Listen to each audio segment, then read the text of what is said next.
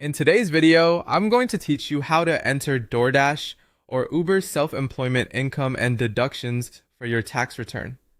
If you earn money through delivery or rideshare work, the first thing you'll want to do is open the self-employment section inside the income and expenses area of your tax software.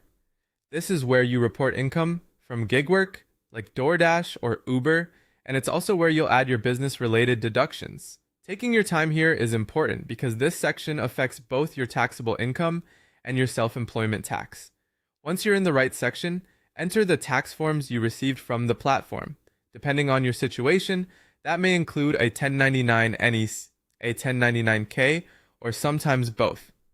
If your software gives you the option to import the form automatically, you can use that to save time and reduce typing errors. If not, you can manually type in the information exactly as it appears on the form.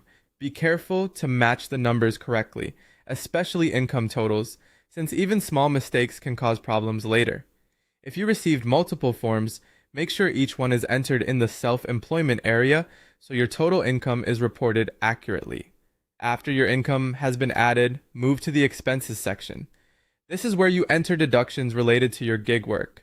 One of the biggest deductions for delivery drivers and rideshare workers is vehicle use. If you're using the standard mileage rate, enter your business miles carefully and make sure you're only including miles driven for work, not personal trips.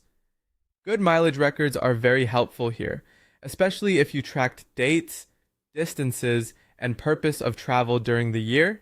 You can also add other common business expenses such as the business portion of your phone bill, along with supplies you purchased for the job.